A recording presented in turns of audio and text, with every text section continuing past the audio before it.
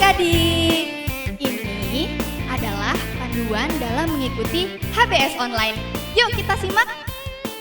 Yang pertama, siapkan diri dan hati. Yang kedua, siapkan Alkitab dan alat tulis. Yang ketiga, gunakan pakaian yang sopan dan rapi. Yang keempat, duduklah dengan baik. Yang kelima, tidak boleh sambil bermain, jalan-jalan, dan makan. Yang keenam, memuji Tuhan dengan fokus dan semangat. Yang ketujuh, mendengarkan firman Tuhan setiap sesi dengan sungguh-sungguh. Yang kedelapan, mengerjakan kreativitas dan dikumpulkan ke mentor masing-masing melalui WhatsApp group. Yang kesembilan, mohon bimbingan orang tua untuk menemani anak-anak dalam setiap sesi HBS ini. Tuhan Yesus memberkati. Shalom adik-adik. Shalom. Wah, baru 5 orang yang hadir. Shalom adik-adik. Shalom. Kurang kenceng. Shalom adik-adik. Shalom. Puji Tuhan. Bagaimana kabarnya adik-adik semuanya? Kakak harap adik-adik semua baik dan sehat selalu. Nah, hari ini kakak sangat senang sekali bisa berjumpa bersama adik-adik di rumah. Hari ini hari ketiga kita ikut Holiday Bible School. Nah, kita mau merasakan sukacita karena kita sudah mendapatkan banyak berkat selama 2 hari dan hari ini. Yuk, Kalisa mau kasih semangat haleluya lagi. HBS! HBS, Holiday Bible School. Belajar, membaca Alkitab, memuji nama Tuhan. Bareng kita di HBS. Puji Tuhan. Kita mau siapkan hati dan pikiran kita mau masuk ke dalam sesi 5, Yesus pasti datang kembali. Kita mau memuji Tuhan, kita mau sembah Dia, kita mau angkat pujian hanya bagi Yesus.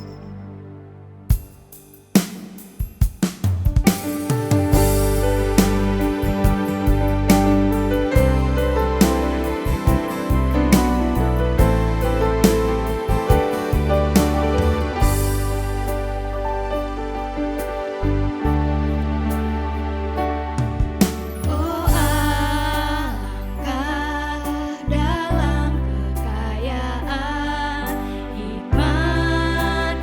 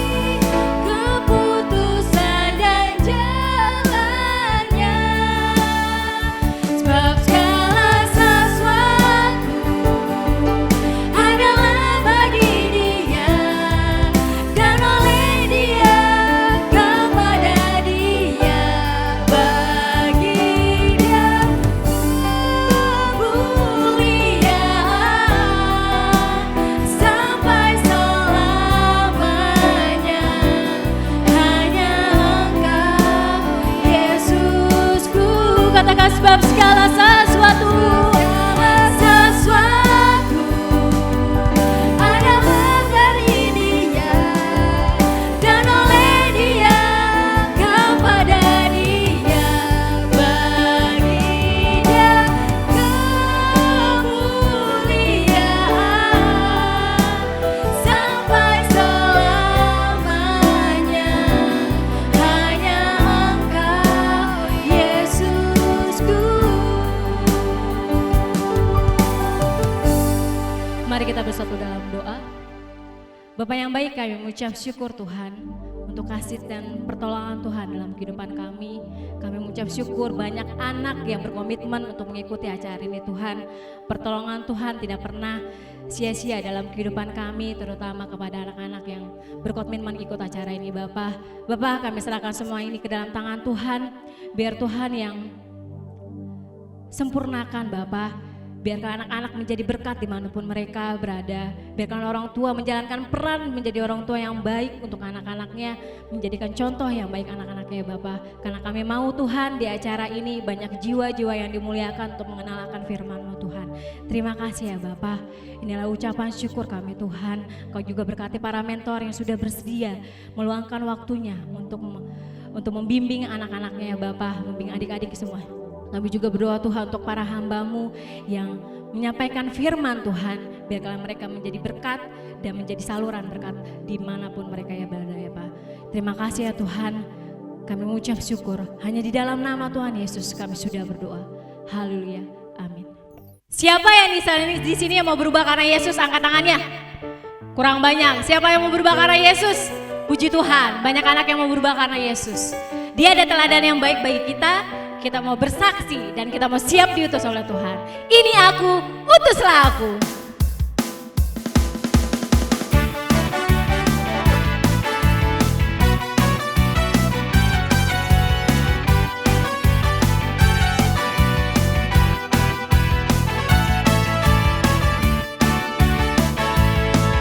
Aku anak Tuhan, tak mau serupa dengan dunia. Ingin berubah karena Yesus.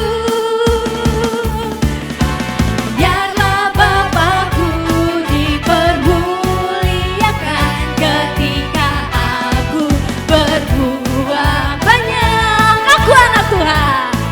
Aku anak Tuhan, tak mau serupa dengan dunia. Ku ingin berubah karena Yesus.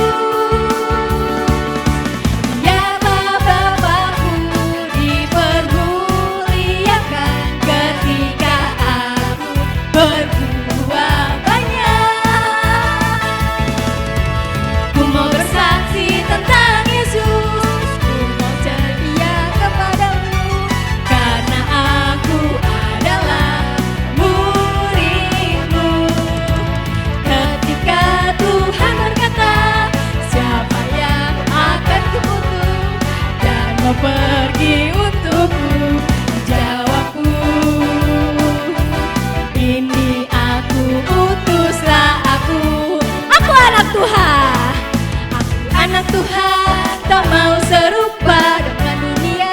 Puji Tuhan. Ku ingin berubah karena Yesus. Biarlah Bapakku dipermuliakan ketika aku berbuat banyak. Ku mau bersaksi tentang Yesus. Ku mau setia kepadamu karena aku adalah murid-Mu. Ketika Tuhan berkata, siapa yang akan kuutus dan mau pergi untukku? Jawabku,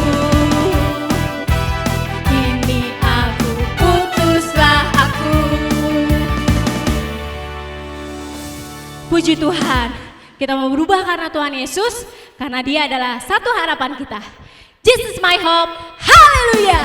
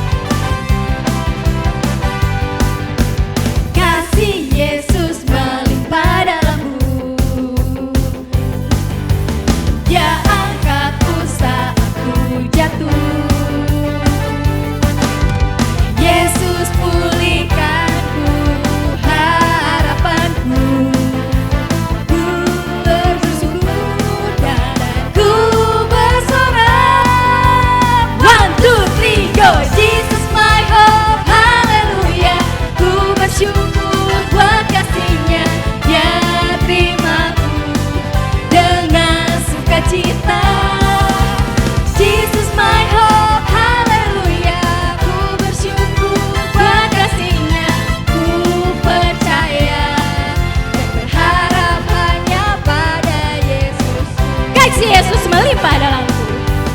Kasih Yesus melimpah dalamku. Dia angkatku saat ku jatuh. Yesus pulihkanku, Dia harapanku. Ku bersyukur dan ku bersorak. 1, 2, 3, go! Jesus my hope, haleluya. Ku bersyukur buat kasih-Nya yang terimaku dengan sukacita. Jesus my hope, haleluya. Ku bersyukur buat kasih-Nya. Ku percaya dan berharap hanya pada Yesusku.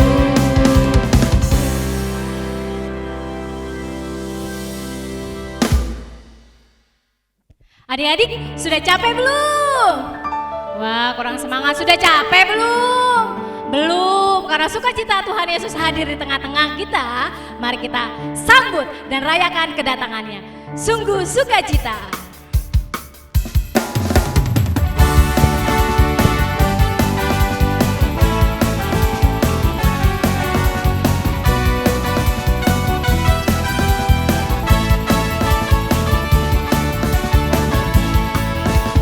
Sungguh sukacita, Yesus di tengah kita. Hatiku bahagia, ku rayakan kedatangannya. Sungguh sukacita, Yesus di tengah kita. Hatiku bahagia, ku rayakan kedatangannya. Hosana, Hosana, Yesus Juru Selamat, sambutlah Dia. Hosana, Hosana, rayakan Yesus di tengah kita. Sungguh sukacita, sungguh sukacita, Yesus di tengah kita. Hatiku bahagia, ku rayakan kedatangannya. Sungguh sukacita, Yesus di tengah kita. Hatiku bahagia, ku rayakan kedatangannya. Hosana, Hosana, Yesus Juru Selamat, sambutlah Dia. Hosana, Hosana, rayakan Yesus di tengah kita. Hosana, Hosana, Hosana, Yesus Juru Selamat, sambutlah Dia. Hosana, Hosana, rayakan Yesus di tengah kita. Rayakan Yesus, rayakan Yesus di tengah kita. Sekali lagi, rayakan Yesus, rayakan Yesus di tengah kita. Oke, adik-adik silakan duduk. Kita mau siapkan hati dan pikiran kita. Kita mau masuk ke dalam sesi 5 yang tema Yesus pasti datang kembali. Kakak mau ajak adik-adik untuk membuka hati, merasakan hadirat Tuhan. Biarkanlah hidup kita berkenan kepada Tuhan. Kita mau naikkan pujian ini dengan penuh pengharapan. Ku percaya firman. Tuhan Yesus, lembutkan hatiku, untuk buka hati pada kasih-Mu. Tuhan Yesus, berkati hidupku, ku percaya firman-Mu.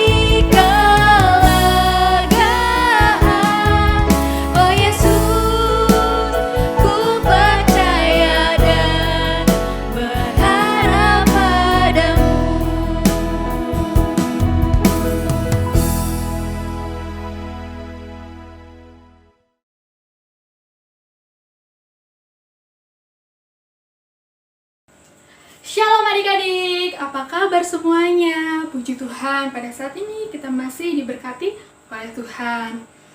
Adik-adik, coba lihat nih, kakak pakai apa? Nah, buat adik-adik yang belum tahu, ini namanya caping. Caping itu biasa dipakai oleh petani. Nah, kalau petani mereka kerja di mana sih? Bisa di sawah atau di ladang. Nah, biasanya di sawah atau di ladang mereka menanam apa? Bisa padi, jagung, atau gandum. Nah, gandum itu dia semacam padi, dia mirip-mirip sama padi, tapi kalau nantinya dia sudah dipanen, gandum itu dijadikan tepung atau roti, begitu biasanya. Ngomong-ngomong tentang gandum, tentang ladang, kakak jadi ingat satu cerita yang Tuhan Yesus sampaikan kepada murid-muridnya. Cerita apa ya? Perumpamaan lalang di antara gandum. Adik-adik mau dengarkan ceritanya bagaimana? Yuk kita siapkan hati kita, pikiran kita, telinga kita untuk kita mendengarkan firman Tuhan ini. Mari kita bersatu dalam doa. Tuhan Yesus, terima kasih untuk berkat-Mu yang sungguh luar biasa dalam kehidupan kami. Dan pada saat ini Tuhan, kami mau mendengarkan firman-Mu. Kiranya Tuhan, Engkau berbicara kepada kami dan berkati kami sehingga kami dapat mengerti firman-Mu. Dan firman-Mu ini Tuhan dapat kami lakukan dalam kehidupan kami sehari-hari. Terima kasih Tuhan Yesus, di dalam nama Tuhan Yesus kami sudah berdoa. Amin. Jadi gini ceritanya adik-adik. Tapi sebentar, kok kakak kayak dengar ada anak yang nangis ya? Iya gak sih? Iya, kayak ada yang nangis ya? Mana yang nangis ya? Oh, itu yang nangis adik-adik. Sebentar kakak panggil dia dulu, terus nanti kita tanya-tanya ya kenapa dia nangis. Sebentar. Nah adik-adik, ternyata dia nih yang nangis nih. Kita tanya-tanya yuk kenapa dia nangis. Halo Dek. Dek? Iya Kak. Kamu kenapa? Aku sedih Kak. Ngomong-ngomong namamu siapa Dek? Aku Roni Kak. Roni? Iya Kak. Roni kenapa sedih? Jadi gini Kak ceritanya. Gimana ceritanya? Ceritain aja deh coba. Kan hari Minggu kemarin teman-temanku ngajak aku main. Lalu kan aku ada ibadah sekolah minggu di rumah. Jadinya aku nggak bisa ikut main sama mereka. Mereka Allah ngejauhin aku Kak. Mereka malah gitu sama aku. Aku jadi sedih. Oh, jadi Roni ini sedih karena hari Minggu kemarin teman-temannya ngajak dia main. Ya Roni ya? Iya Kak. Tapi Roni nggak bisa karena ada ibadah sekolah minggu di rumah. Begitu Roni? Iya Kak. Udah Roni, jangan sedih. Kakak punya satu cerita dan pastinya cerita itu bisa menghibur Roni. Cerita apa Kak? Cerita firman Tuhan tentang lalang di antara gandum. Roni mau dengerin? Mau Kak. Oke, kalau Roni mau dengerin, Roni duduk di sana. Kita dengerin sama teman-teman di rumah. Oke deh Kak. Teman-teman di rumah, dengerin juga ya firman Tuhannya. Oke Roni. Nah teman-teman, Kakak Novi anterin Roni duduk di situ dulu ya. Yuk, ayo Kak. Jadi begini adik-adik ceritanya, kita lihat gambarnya ya. Jadi pada suatu hari ada seseorang yang menaburkan benih di ladangnya yang sangat luas.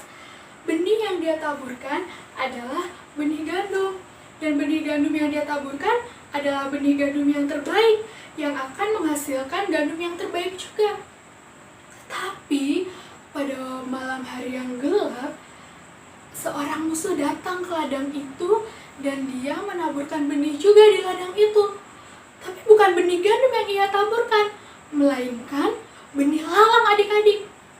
Lalang itu semacam rumput yang kalau dia tumbuh, dia bisa mengganggu pertumbuhan dari gandum. Nah, kemudian beberapa hari berlalu, gandum dan lalang mulai bertumbuh nih. Mereka bertumbuh dan pada awalnya gandum dan lalang tidak bisa dibedakan karena warna daunnya mirip. Terus bentuknya juga mirip. Tetapi semakin hari gandum semakin tumbuh dan berbuah. Sedangkan benih lalang tadi hanya tumbuh daunnya saja. Dan pada saat para hamba dari pemilik ladang itu datang ke ladang itu, mereka terkejut. Mereka kaget, kok ada lalang di sini? Dan kemudian mereka lari kepada tuannya untuk mengadu nih ke tuannya nih. Mereka bilang, Tuhan, ada lalang di ladang gandum. Kita perlu mencabutnya, Tuan. Tapi apa kata tuannya? Tuannya berkata demikian. Musuhkulah yang telah menaburkan benih lalang di ladangku. Kalian tidak perlu mencabutnya. Biarkan saja lalang itu dan gandum itu tumbuh bersama-sama sampai tiba waktunya untuk panen nanti. Kenapa nggak boleh dicabut adik-adik? Karena kalau lalangnya dicabut, gandumnya juga akan ikut tercabut dan mati, nggak jadi panen deh. Nah, kemudian tibalah saatnya untuk panen. Wah, senang sekali ya kalau sudah panen. Dan para hamba dari pemilik ladang itu, mereka dengan sukacita, dengan gembira memetik bulir-bulir gandum, memanen gandum itu, dan mereka simpan gandum itu ke dalam lumbung. Lalu bagaimana dengan lalang tadi? Mudah saja adik-adik. Lalang-lalang tadi itu karena gandumnya sudah dipanen, ya, lalang-lalang itu mereka kumpulkan dan mereka buang dan dibakar sampai habis. Adik-adik, saat ini kakak akan menjelaskan apa sih maksud perumpamaan dari lalang di antara gandum tadi. Jadi, di dunia ini ada manusia yang seperti gandum dan manusia yang seperti lalang. Manusia yang seperti gandum adalah dia yang telah menerima anugerah keselamatan dari Tuhan Yesus. Dia adalah orang-orang pilihan Allah. Dia adalah orang-orang yang percaya. Dia adalah orang-orang yang sungguh percaya Tuhan Yesus. Dia sungguh-sungguh menerima Tuhan Yesus sebagai Tuhan dan Juru Selamat di dalam hatinya. Nah, berbeda dengan lalang. Kalau lalang, dia tidak percaya Tuhan Yesus, dia tidak mau menerima Tuhan Yesus sebagai Tuhan dan Juru Selamat di dalam hatinya. Lalu, di lalang ini ada juga nih, dan bisa saja dia adalah orang Kristen. Tetapi walaupun dia beragama Kristen, dia tidak sungguh-sungguh percaya Tuhan Yesus. Dia tidak sungguh-sungguh hidup takut akan Tuhan.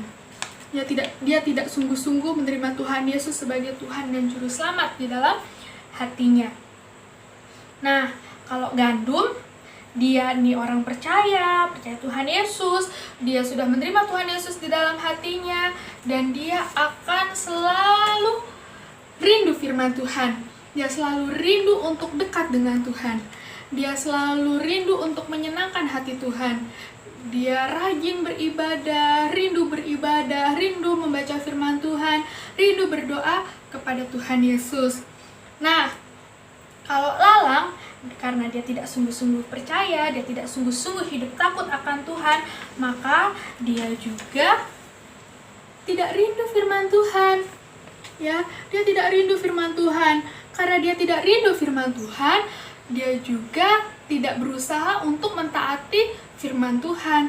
Dia tidak berusaha untuk hidup jauh dari dosa.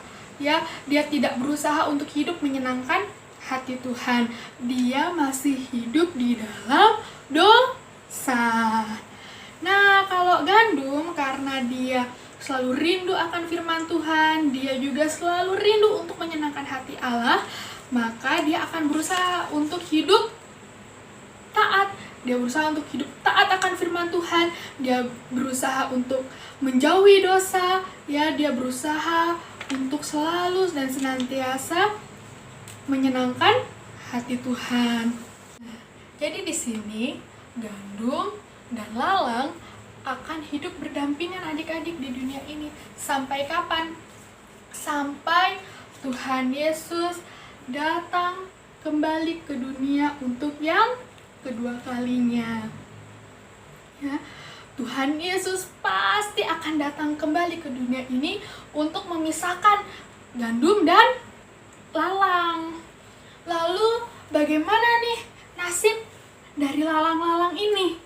Ya, Tuhan Yesus akan menyuruh malaikat-malaikatnya untuk mengumpulkan lalang-lalang ini nih, orang-orang ini, dan akan membuangnya ke dalam neraka, ya, ke dalam api. Dan anak-anak Tuhan, anak-anak yang sungguh percaya Tuhan Yesus, yang menerima Tuhan Yesus di dalam hatinya, yang telah menerima anugerah keselamatan, yang selalu rindu firman Tuhan, yang senantiasa hidup taat akan firman Tuhan, yang mereka akan dibawa bersama-sama dengan Tuhan Yesus. Kemana nih? Dibawa kemana? Masuk ke dalam kerajaan surga.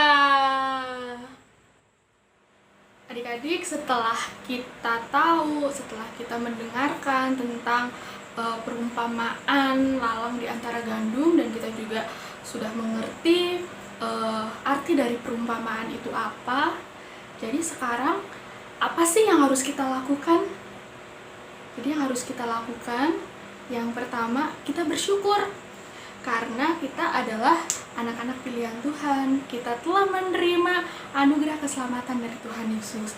Kemudian yang kedua, kita harus mau sungguh-sungguh menerima Tuhan Yesus sebagai Tuhan dan Juru Selamat kita. Kita sungguh-sungguh menerima Tuhan Yesus di dalam hati kita. Kemudian yang ketiga, kita harus mau membuat komitmen di hadapan Tuhan. Apa itu komitmen? Komitmen adalah janji kita di hadapan Tuhan, janji kita dengan Tuhan. Seperti apa contohnya?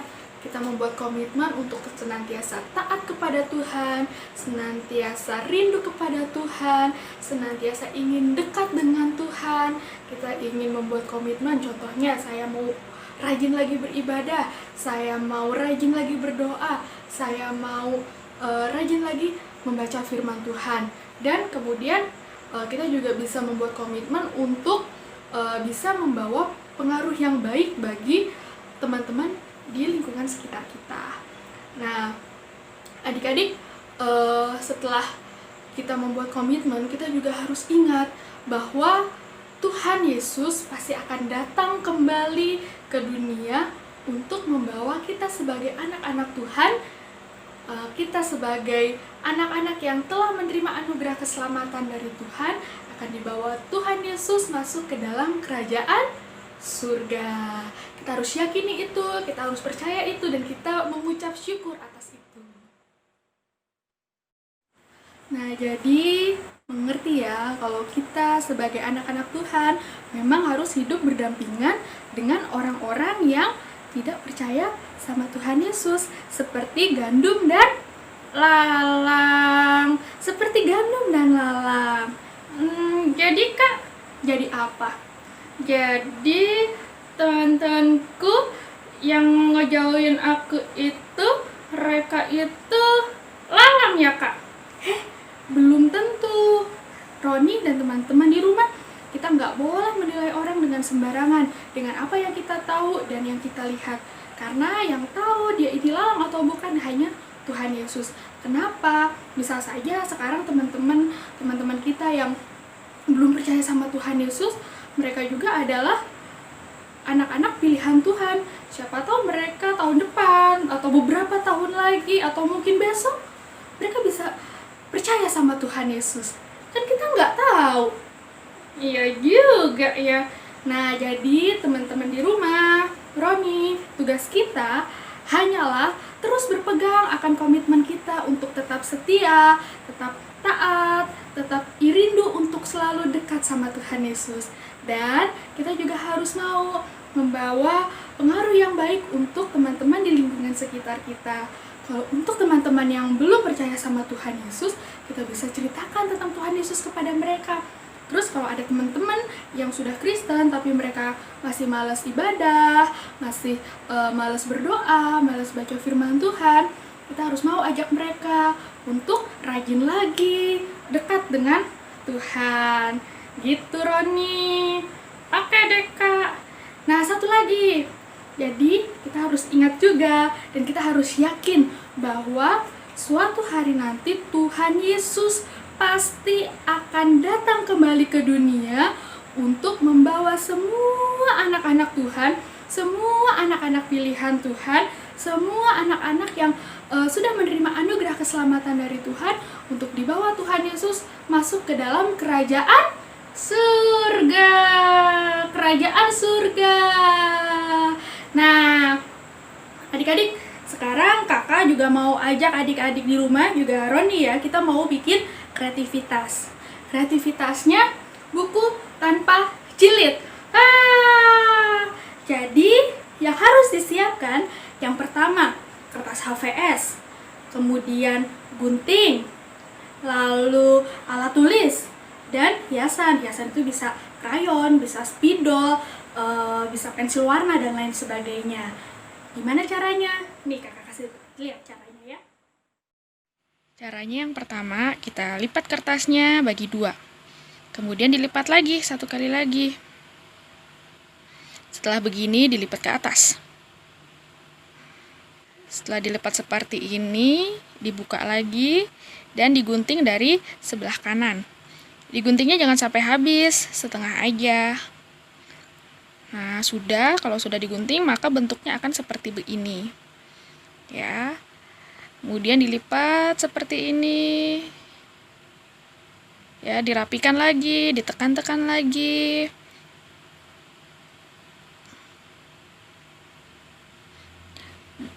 Nah, jadi begini ya. Kalau sudah begini, dilipat ke bawah. Dilipat ke bawah, kemudian dirapikan lagi. Lalu ditutup deh. Ya, seperti ini. Nah, sudah jadi, ini buku tanpa jilidnya. Seperti ini ya contohnya komitmenku. Nah, di dalam buku ini adik-adik tulis komitmen adik-adik di hadapan Tuhan. Harus sungguh-sungguh nulisnya. Ya, seperti ini contohnya. Aku mau rajin beribadah. Dan adik-adik bisa tulis yang lain. Di mana saja. Di sini banyak kok tempatnya ya. Kemudian di lembar terakhir, adik-adik tulis Tuhan Yesus pasti akan datang kembali.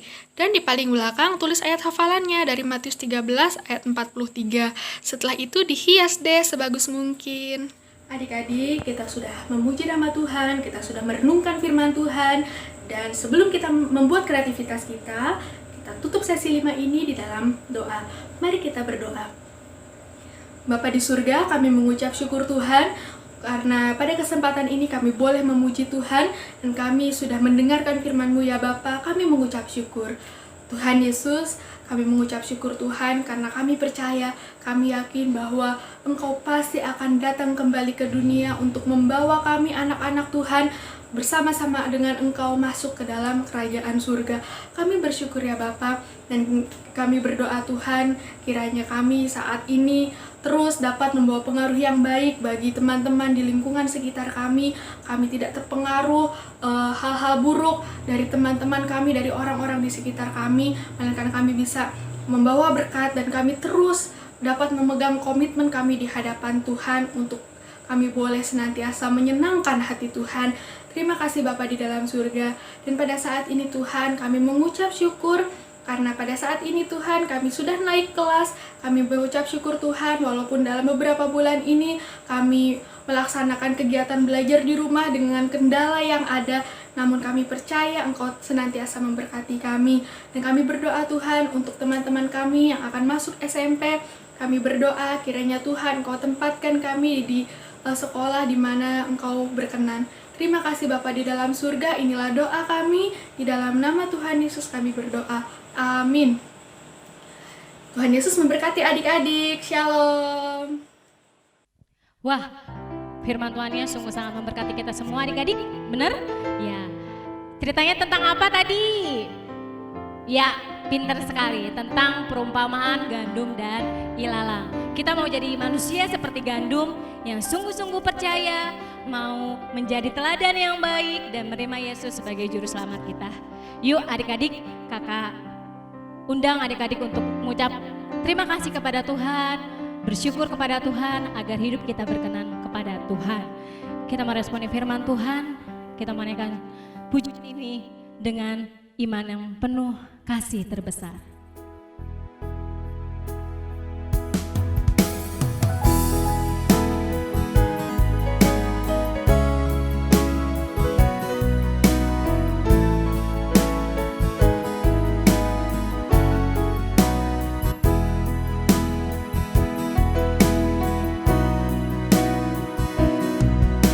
Yesus, terima kasih anak kasih-Mu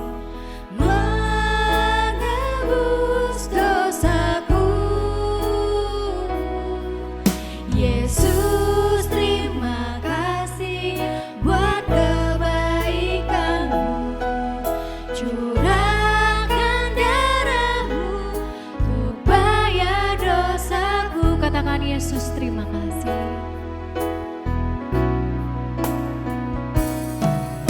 Yesus, terima kasih karena kasih-Mu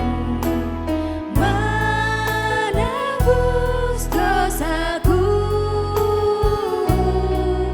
Yesus, terima kasih buat kebaikan-Mu, curahkan darah-Mu untuk bayar dosaku.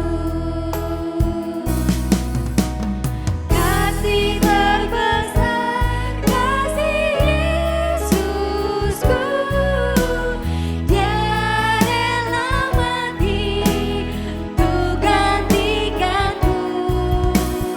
Ku bersyukur buat kebaikan-Mu, ku mau hidup berkenan padamu. Kita angkat pujian ini sekali lagi.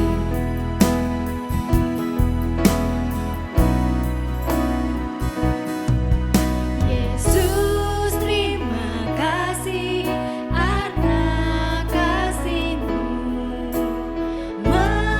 menebus dosaku. Yesus, terima kasih buat kebaikan-Mu, curahkan darah-Mu untuk bayar dosaku. Kasih terbesar. Kasih terbesar, kasih Yesusku, Dia rela mati untuk gantikanku. Ku bersyukur buat kebaikan-Mu, ku mau hidup berkenan padamu. Kasih terbesar. Kasih terbesar, kasih Yesusku, Dia rela mati untuk gantikanku. Ku bersyukur buat kebaikan-Mu, ku mau hidup berkenan padamu. Ku mau hidup. Ku mau hidup berkenan padamu. Katakan ku mau hidup. Ku mau hidup berkenan padamu. Puji Tuhan, sesi kelima sudah selesai. Adik-adik jangan lupa untuk ikut sesi yang ke-6 jam 3 sore dan jangan lupa kerjakan kreativitasnya. Oke adik-adik, setuju? Puji Tuhan, kakak Lisa mau tes semangatnya lagi. Habis!